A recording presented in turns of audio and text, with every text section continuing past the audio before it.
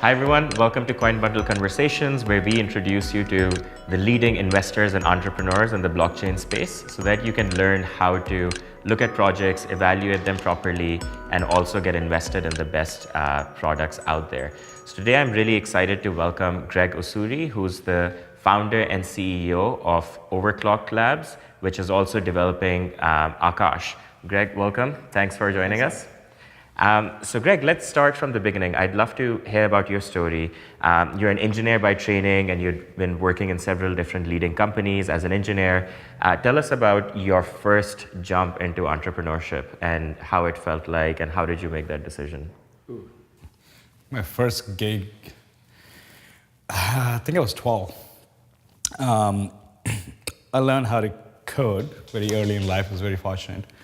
And I didn't own a computer, and I like to play a lot of games, right? So I was using my friends' computers and storing these games in these floppies, right? Yeah. I like to call that my first distributed system. Yeah. Right? And turns out there was a demand for these games because a lot of kids my age, obviously share the passion with gaming. And I was selling these floppies for $1, renting them out, and that would be my first entrepreneurial experience. But more professionally, several years later, one of the big takeaways growing up for me was I learned how to code. This is before the internet, this is 94, right? So I learned how to code primarily through books, but most of the time it was my peers that helped me when you're stuck in a problem and whatnot, right? This was before Stack Overflow. And I grew up in a very collaborative environment, a collaborative programming environment, which is unlike what you see in the States. And that was a big takeaway for me, like learning how to code with your peers really helping you out. And another big takeaway was cost of computer was too high. I couldn't afford a computer. Then I later on went to school to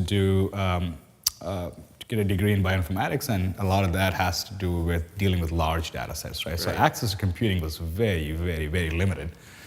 So two big takeaways growing up, right? So when I moved to the States several years later, I really moved to San Francisco about 10 years ago. In 2011, I went to a hackathon. I fell in love with hackathons. And what I've noticed in hackathons are people coming together very similarly how I grew up, right? People coming together with all kinds of backgrounds and building things. And I was like, this is fantastic. So what I've noticed was the society here was way more closed, way more introverted. And I could solve that problem, essentially, right? So that's how AngelHack was born. AngelHack, for those of you that don't know what it is, it's the largest developer ecosystem in the world, hackathon-based accelerator ecosystem. About 150,000 developers today come to our physical events, collaborate for a given time, be it 24 to 36 hours, and build something amazing out of during that time. And great products launched there as well. Firebase would be a good example. They launched at AngelHack 2, I believe. This is before they were Firebase, they just pivoted. And companies would come there, present their technologies to developers, work with them, and to help them implement some of these technologies. It was fascinating, it was amazing. And this was happening not just in San Francisco, but all over the world, right? Correct. AngelHack was in 50 cities around the world, be it Sydney to Pakistan to India to Europe to South America, obviously United States. We started off as San Francisco event, one event, then we grew to 2, then became 4, and so on and so forth. And a big part of that was autonomous communities, amazing autonomous communities, right?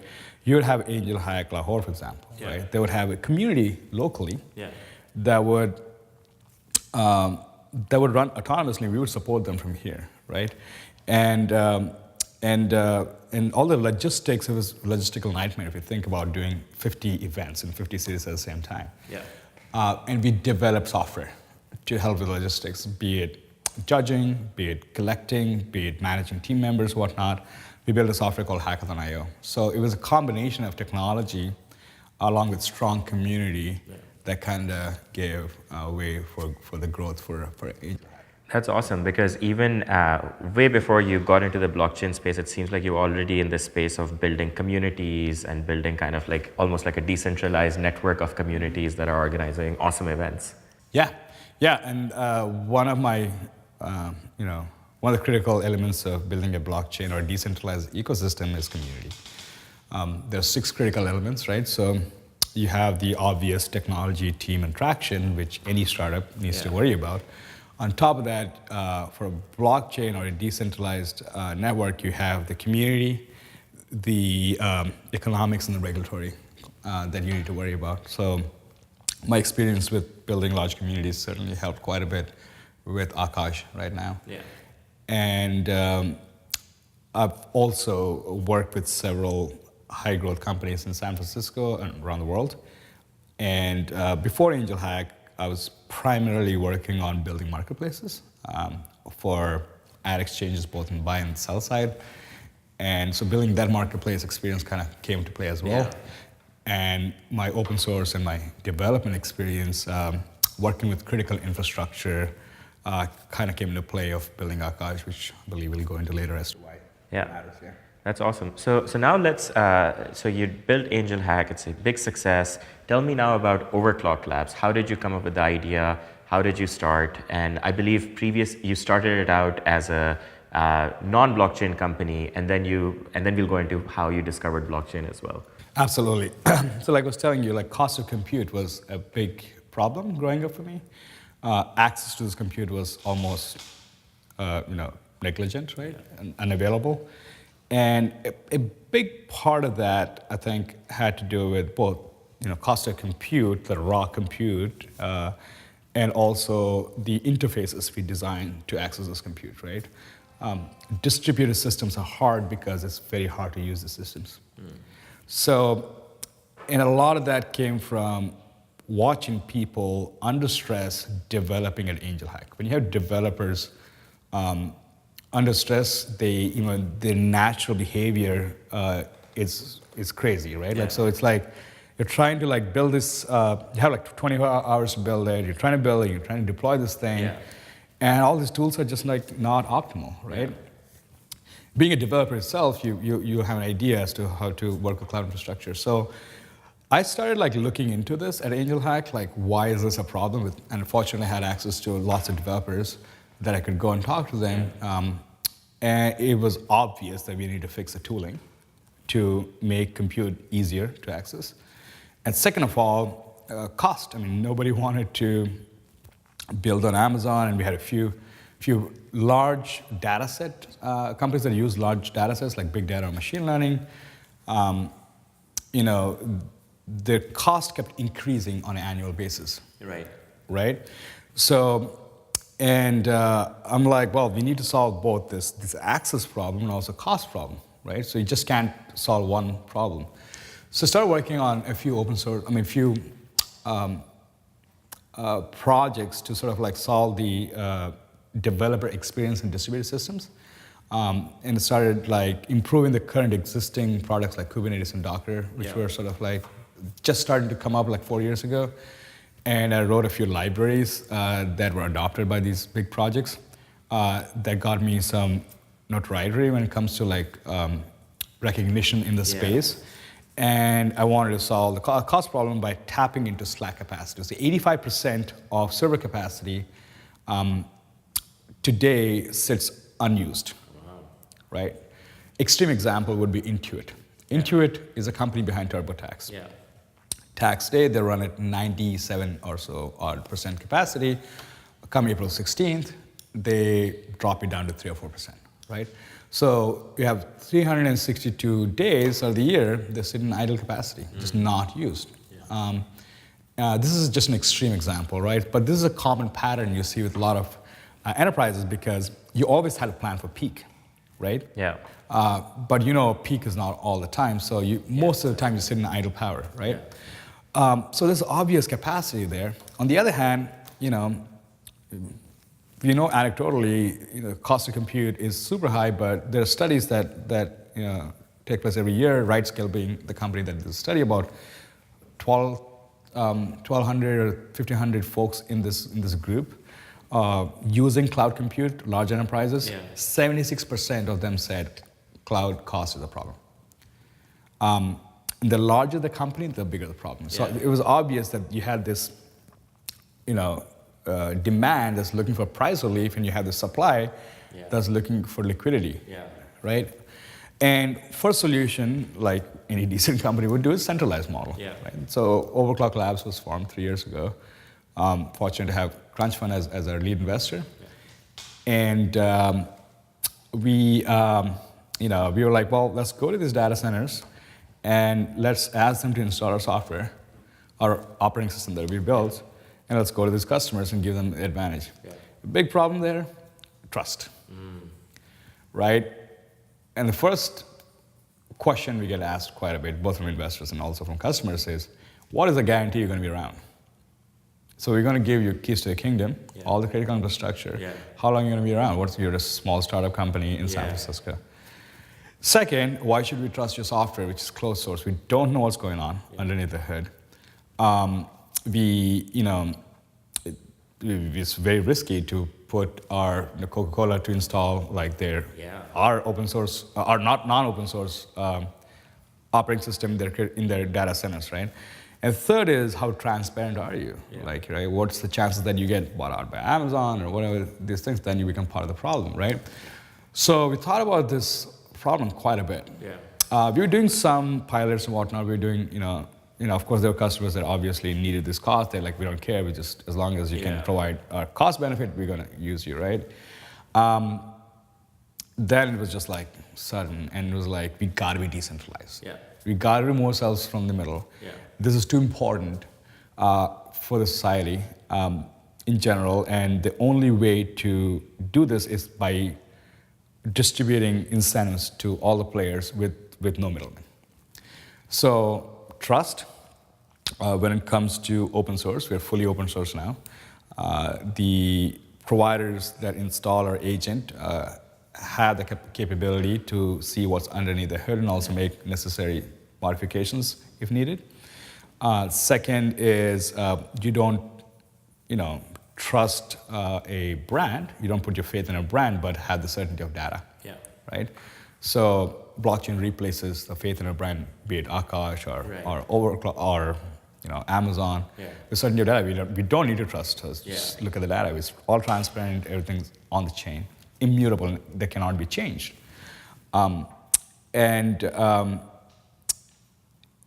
So these two, fully, and this is completely transparent, right? So you don't really you can conduct commerce in a trustless environment without having to trust anybody, right? So those two are huge for us, and we're seeing good adoption there. That's awesome. And so, it's amazing that you're working on this technology. You were running against a wall. What was the aha moment when you, obviously, like, the blockchain is such a great fit for what you're building, but how did you realize that? Were you looking for a solution and you stumbled upon it, or what was that aha moment when you said this solves the problem that we are running into?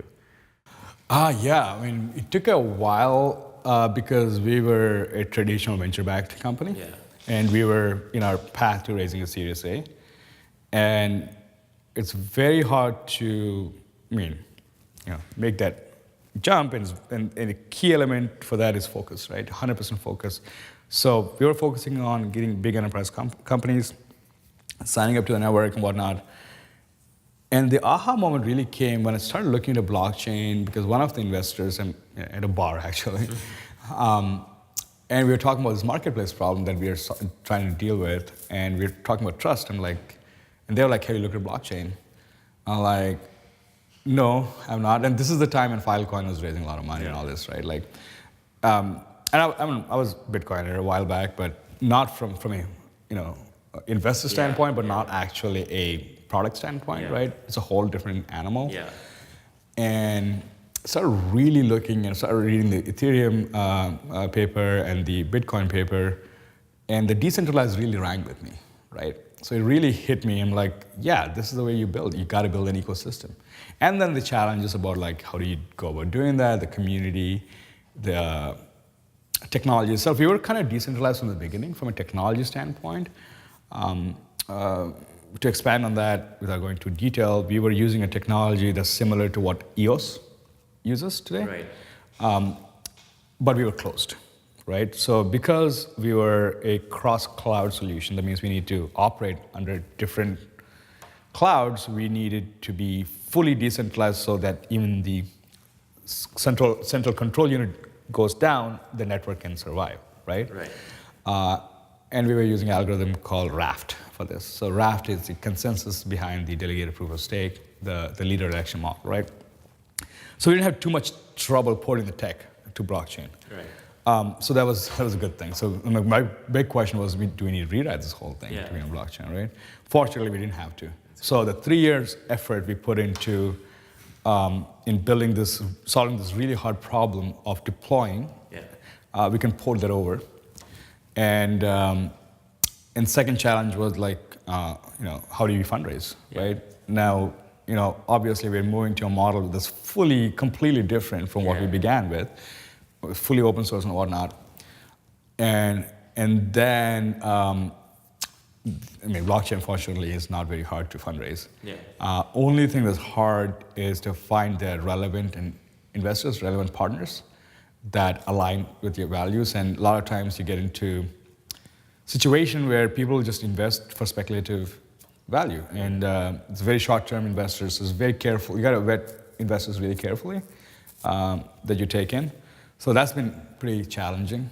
How do you know who's legit, right? Yeah. Everybody says that they're in it for long-term and whatnot, but reality is different, right? So, and a lot of these challenges, like, the market climate again kind of correlates to how well you can raise your fundraise and whatnot. So we went through a few cycles, which was crazy, and we tried to try to align with the market conditions as this market improves, kind of thing.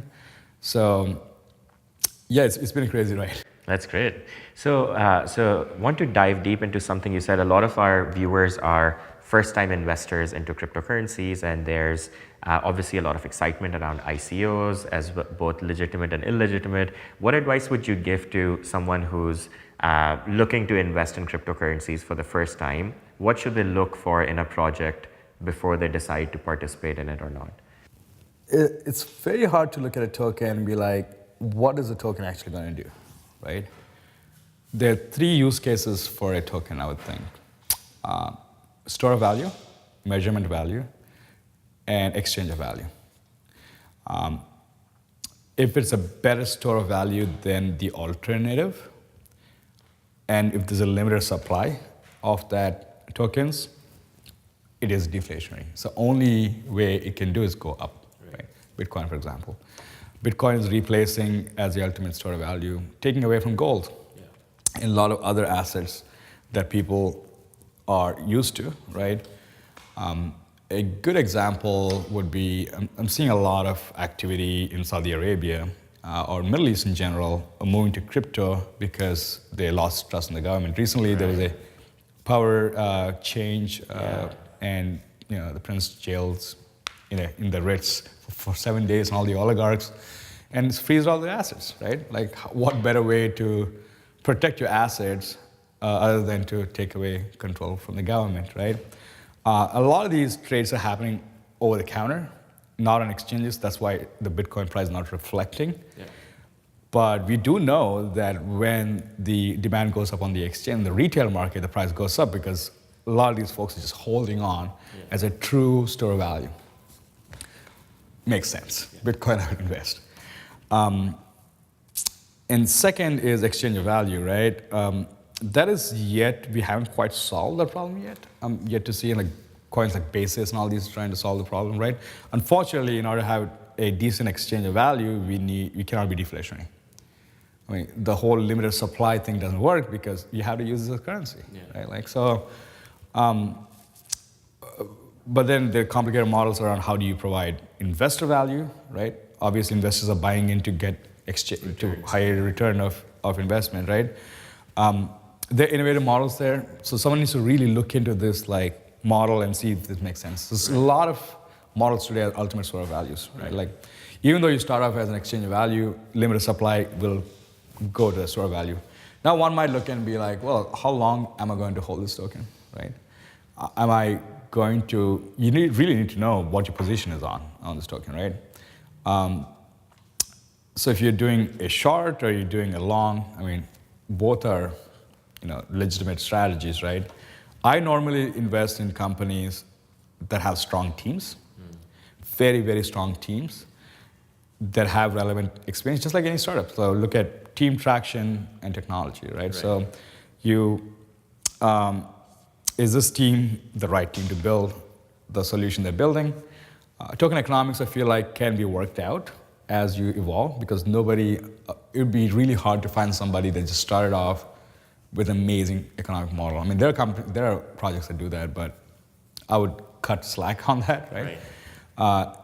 It's a startup, it's an early stage startup. So just focus on the team and also look for signals like, who else is there, right? Like, is it a traditional venture-backed company? I'm not saying us, but I think that adds a certain degree. Someone else has done a lot of due diligence on the company. Correct. So due diligence part, right? In crypto, you don't have that strong due diligence culture. It's a lot of like go to the moon, pump and dump sort of schemes. Like, you look at a decent economic model and decent project, you can pump it up and just dump it up, right? Like, you want to avoid those traps, right? So you want to see who else invested and how long this team has been around, with the longevity and a lot of these little signals that you look for in the noise, right? Like any traditional startup. Yeah. So that's a very powerful framework. So thank you for sharing that, because I think it really emphasizes how people have to be really careful and analyze every investment before putting their money in. Yeah, absolutely. Yeah. So now tell us a little bit more about the token that you'll be using. I understand how it will be used from an enterprise point of view, but if you're like an average user of a company which uses server space, would it be running in the background, or will a day-to-day person also interact with the technology and the token? Are you just talking about Akash specifically? Yeah. We don't see a day-to-day person using this Akash token. It's mostly for exchange of value between enterprises or businesses. Businesses that have compute, spare capacity, that is looking for liquidity on these assets. Yeah. And customers that are looking for price relief, right? Some of our customers are paying exuberant amounts to the cloud today, and we believe we can bring that price down by 90% by creating this decentralized economy. Right now with our supply, we can guarantee a 50% reduction in price. Wow. Right now with our current ecosystem, we're trying to get to 90% with higher demand and critical supply. So the token is purely used for exchange of value in this decentralized ecosystem. I wouldn't see a reason why, unless speculative nature, I wouldn't see a reason why someone would use this token. Okay, but I guess like consumers will get the benefit in the long term, because hopefully some of the savings will be passed on to them and they'll pay less for services. Oh yeah, more than that, right? Like, it's a cloud tax, right? Yeah. We all pay the cloud tax. We all pay the Amazon tax, right? More importantly, the direction cloud infrastructure is going today is scary, considering 3 companies will control 80% of market share in 2 years, right? 3 companies. When 3 companies on oligarchs control foundational elements of the internet, it's a very scary situation. Yeah. And they're getting more powerful. Today is about 60% market share. They're growing really fast, and they're going to get 80% market share, and soon they'll take over the internet, right? So why that's bad? Because you got to look at history a little bit. Industrial revolution.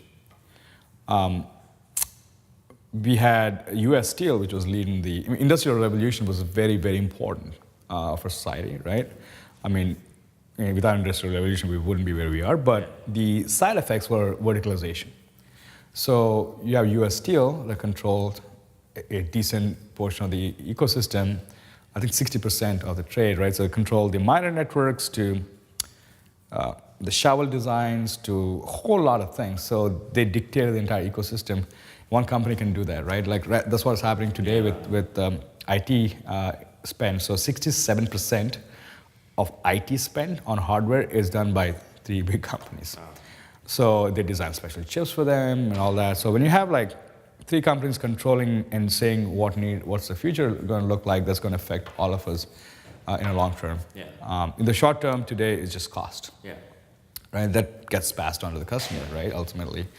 And misaligned incentives, right? When you look at like where the world is going from a technological evolution, we're moving to a more decentralized infrastructure where you have a lot of devices, more than humans taking over in terms of accessing the internet and the cloud. And a lot of these devices need edge capacity, right? Cloud is not going to provide that because their unit economics doesn't really work, right? So they're focusing on, building hyperscale data centers whereas the world, the innovation is moving towards more distributed and decentralized computing. And who's going to serve this future, right? Yeah. It can't be the cloud providers, it has to be the people, Yeah. right?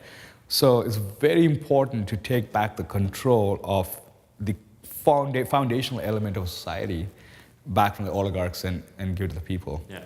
And that's the mission for Akash. That's amazing. So what are some of the new exciting announcements that are coming? Is there something that people should look out for coming out of Overclock Labs and Akash? Do you have any milestones coming up over the next year? Launching of our testnet and mainnet. While we're signing up customers and raising capital, whatnot, we're shipping, making progress. And so far we shipped, actually yesterday we shipped a prototype, an MVP prototype that runs a web application on Akash decentralized network. This is the first blockchain-based network that can run that. I run a regular web application, not a decentralized app. So we think that's a huge win for us. Yeah. And that is core component of our launch, which is happening in September. And in 6 months, we will be live and with a few pilot customers that we are working with today, Life 360, which is the largest family-based social network. And Packet, we signed a deal with them. They're supplying the supply for our testnet and mainnet, which is a huge win for us and a huge cost savings too. So we got the suppliers and the tenants using it live in the next, when the mainnet is launched by September. And in 6 months, we are going to introduce our machine learning cloud, optimized for machine learning companies that are looking for price relief. So we're going full on supporting all the packages you need, be it Spark and whatnot, for machine learning companies. So expect a new world where we have much lower cost to do machine learning, which is super important today. If you talk to both from the academia to industry, as to what the biggest concern for them is cost today. So. That's awesome to hear, and that's, I think, like one of the things which investors should really look for as well, which is see if the team can ship product and live up to their promises. And it's really exciting that you guys are already shipping stuff. So, so that's something to look out for. And we'd love to also have the Akash token available to our users on CoinBundle to purchase down the line as well. Yeah, absolutely love to. And very importantly, that's why the due diligence comes into play, right? When you have traditional professional investors that have been doing this for a while, look at a project, look at a team, and make a bet on the team. And that's a good signal. I mean, that's not always the case, right? Because sometimes you have misaligned incentives when it comes to why someone invests. Yeah. More importantly, underneath the hood, like, has this team shipped code? Has this team signed up customers? What are customers or the users of this network excited about? And how much are they capital efficient? Are they deploying this capital in efficient form? And do they have a budget as to how they plan on spending this money, right? All these need to matter. Like when you're giving money to somebody, you want to know these things, right? Like, and rather than just following a speculation, which is what most of the crypto unfortunately is today. Yeah. Very speculative market, right? I mean, just because someone's in, and the whole game is about demand, supply. I mean, as I'm learning how to as I'm ingrained in this fundraising, I'm just learning a lot of these things that are just terrible when it comes to like psychological manipulation, for lack of a better word, right? Yeah. Yeah, so some great advice and some words of wisdom for our investor viewers. Greg, thank you so much for your time. This has been fantastic, and we've learned a lot. And best of luck with the launch of the protocol. We're really excited to see it. Thanks so much. This has been wonderful.